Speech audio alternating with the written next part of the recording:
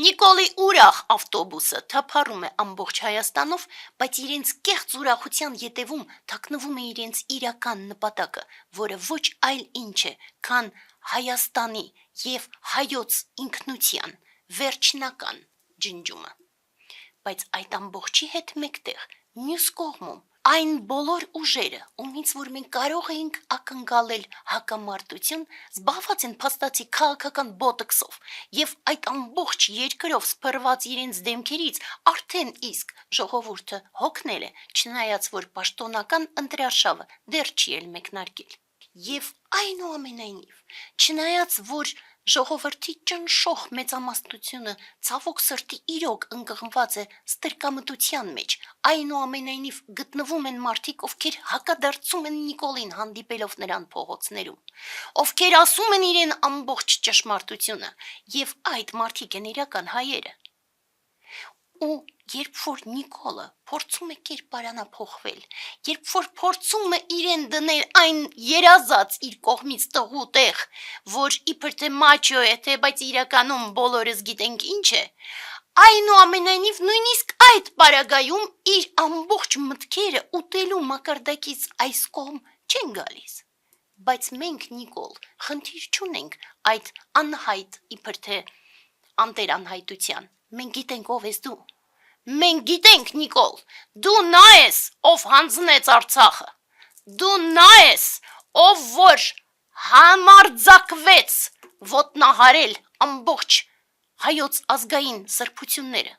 դու նա ես, ով պատճառ դարձավ 5000-ից ավել զոհերի, 10,000-ից ավել վիրավորների, 150,000-ից ավել բռնի տեղահանվածների, ով պատճառ դարձավ 1200 հայոց սրբավայրերի պղծման։ Եվ դժվար է նույնիսկ ամբողջը թվարկել, դժվար է ասել էլ որը, որովհետև Նիկոլը սատանայապաշտ լինելով եւ ծառայելով սատանային ամբողջությամբ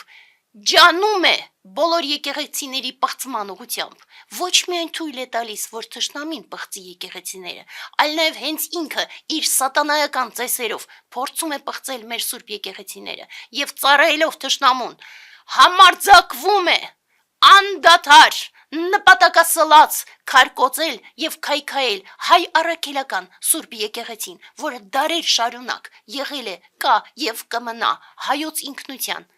պահապան եւ պաշտպանը։ Եվ այդ ամբողջը նորից ու նորից միաժամանակ, չնայած այդ ամբողջը ինքը նաեւ համարձակվում է անընդմեջ պղծել ազգային սրբությունները, բիբլիական սուրբ լեռ Արարատը եւ անգամ թեկուզ ավելի փոքր, բայց մեզ համար արժեք հանդիսացող անկախության հռչակագիրը։ Բոլոր մակարդակներում տեսնում ես, թե ինչպես է քայքայվել պետական ամբողջ ապարատը։ Տեսնում ես, որ անգամ Երևանի խցանումները նրանք չեն կարողանում կարգավորել։ Տեսնում ես, որ ոչ հոսանքի խնդիրները, ոչ ջրի խնդիրները, ոչ էլ ընդհանրապես դժվար է նորից ու նորից դժվար է ամբողջը թվարկել։ Ոչ մի ունակություններ չունենալով հանդերձ նա շարունակում է 8 տարի մնալ երկրի ղեկավար։ Դուք նման մարդուց եք վախենում։ Դուք, ովքեր որ շարունակում են լռել, նման մարդուն եք շարունակում հավատալ, նման մարդուց եք վախենում։ Նա ոչ այլ բան է, քան այն չարքերի ներկայացուցիչը, որ հայտնվեց հանկարծ այդտեղ, այլ ուժերի սատարմամբ հանդերձ եւ շարունակաբար պղծում է ամբողջը, ինչ որ սուրբ է մեզ համար։ Բայց մենք գիտենք, Նիկոլ, ով ես դու։ Մենք ցավում ենք այն ամբողջի համար, թե ինչ ես դու դարձել, որովհետև անգամ ֆիզիկական տեսքին այլևս հնարավոր չէ հանգիստ նայել։ Բայց այդ ամբողջի հետ մենք գիտենք, թե ինչ է քեզ սպասում, որովհետև դու ոչ թե իրավունք ունես ընտրություններին մասնակցել, ընդհանրապես ոչ։ Դու չպիտի էլ գաս ընտրությունների, ոչ, դու պետք է դատվես Հայաստանի Հանրապետության օրենքներով տարածքային ամբողջականությունը խախտելու եւ պետական դավաճանության համար։ Դու պետք է դատվես ազգային օրենքներով եւ զրկվես հայոց ազգայի պատկանելիության իրավունքից, եւ դու պետք է դատվես քրիստոնեության օրենքներով եւս եւ նզովքի ենթարկվես, զրկվելով քրիստոնյա համարվելու իրավունքից եւս։ Սա է, որ քեզ պիտի սպասի, այլ ոչ թե ընտրություններ եւ փողոց դուրս գալ։ Բայց որպեսզի մենք օբյեկտիվ լինենք, եկեք տեսնենք իսկ մյուս կողմում ինչ է։ Ինչ է մյուս կողմում այն մարդկանց հետ, ումից որ մենք նորից ու նորից ակնկալում ենք, որ հակամարտություն լինի։ Մենք նայում ենք եւ տեսնում ենք մի կողմից այդ մեր ձևովը, որ հիմա այդ ձևն էլ արդեն սպառվեց եւ դարձան արդեն ուժեղ Հայաստանի փրթե, բայց կրկնում են նույն սխալները, նույն Նիկոլի քայլերը։ Մենք մտածում ենք կարող է խորհրդական մեկն է երկուսի համար։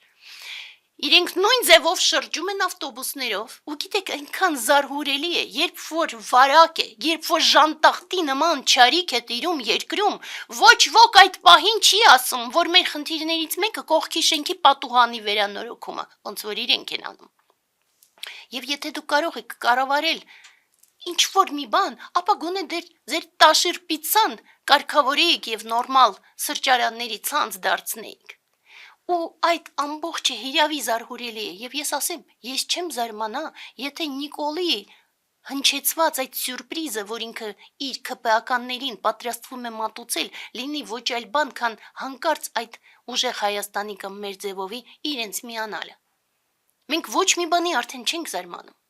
Եվ մյուս կողմից տեսնում ես Հայաստան դաշինքը, որ տարիներ շարունակ բոլորը սպասում են, որ գոնե նրանք կպայքարեն Նիկոլի դեմ, այնուամենայնիվ Քոչարյանի մումիան գրկած անընդմեջ շարունակում են քայլել, եւ ես հարցնում եմ իրենց, հատկապես դաշնակցությանը, ընդհանրապես բոլոր նրանց, որտեղ ես գիտեմ, որ Հայաստան դաշինքում շատ լավ մարդիկ կան։ Ձեզ համար արդյոք Քոչարյանի մումիան ավելի մեծ արժեք է, քան ձեր կողմից որպես գաղափարախոսություն ժամանակին հռչակած հայդատը։ Եվ մյուս այն բոլոր փոքր կուսակցությունները, որ անթիվ են մեր խեղճ փոքր հայրենիքի համար, եւ ոչ մի ձևով քայլ չեն անում իրական պայքարի, այլ ոչ թե այն հայտնի անեկդոտով 3 անգամ գիշերը թաքուն գիծ հատելուն։ Եվ դրա համար մենք նորից ու նորից, մեղադրելով բոլորին պայքարի բացակայության համար, մենք այնուամենայնիվ ասում ենք, որ լուծումները հնարավոր են։ Այո, սրտանց շատ դժվար է եւ երբեմն ես տեսնում եմ մարդիկ հուսահատվում են հիրավի։ Երբեմն ես զգում եմ, որ ինքս էլ մտածում եմ իմաստ ունի արդյոք շարունակել կոչ անել պայքարի։ Բայց խիղճը, նորից ու նորից խիղճը թույլ չի տալիս լռելու։ Խիղճը թույլ չի տալիս։ Մենք էլ ենք մեկը այս Հայաստանի Հանրապետության քաղաքացիներից։ Մենք էլ ենք այստեղ ապրում, մենք էլ ենք քայլում մեր քաղաքի փողոցներով։ Բայց ես վստահ եմ, որ բոլոր նրանք, ովքեր որ փորձում են ընկղմվել ունայնության մեջ, իրականում փախնում են պատասխանատվությունից, իրականում խուսափում են մտածել այդ ցավի մասին, որ առկա է Հայաստանում։ Մենք չենք խուսափում։ Եվ դրա համար մենք նորից ու նորից կոչ ենք անում բոլորին պայքարելու։ Մենք կոչ ենք անում եւ դեռ ավելին, մենք պահանջում ենք, որ ընդդիմադիր իրենց հռչակող բոլոր կուսակցությունները անհապաղ միավորվեն, հիրավի միավորվեն, որովհետեւ ամոթ է, զարհուրելի է, երբ որ նման չարիք է առկա, իսկ դուք ներքին մանր գզվրտոցներով եք տարվում։ Սա զարհուրելի է, ամոթալի է, բայց այնուամենայնիվ հանդգնեք միավորվել, ունենալ միասնական թեկնածու, նույնիսկ եթե դա լինի ժամանակավոր կառավարություն, բայց մենք պատկերացնում ենք, որ դա հնարավոր է, որ բոլորը միավորվեն, ունենան մեկ միասնական թեկնածու, մենք կնախընտրեինք, որ այդ միասնական թեկնածու լինի հոգևորական, որպեսզի հայ առաքելական Սուրբ եկեղեցին եւս զորանա այդ ամբողջի հետ միասին, եւ այդ ժամանակ նորովի կկարողանանք տեսնել, թե ինչպես մի կողմից դատել այս ամբողջ չարիքը եւ մյուս կողմից դուրս գալ այս ծանր իրավիճակից, որը որ կա։ Այդ լուծումները հնարավոր են, բայց առաջին հերթին ես դիմում եմ բոլոր նրանց, ովքեր որ նստած են եւ ոչ մի բան չեն պատրաստվում անգամ անել, ովքեր որ մի կողմից միգուցե մոլորված են, բայց մյուս կողմից ամբողջից այլևս հրաժարված։ Ես ուզում եմ դիմել յուրաքանչյուրիդ, մեր մասին լավ կամ վատ բան գրողների, բոլորի, ցանկացած, կապ չունի, յուրաքանչյուր հայի, եթե Նիկոլը նորից գա իշխանության,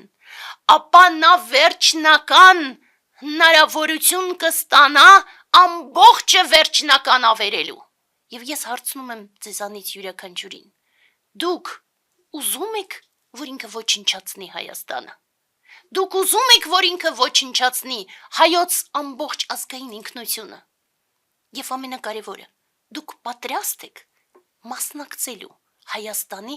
եւ հայ ազգի ավերմանը։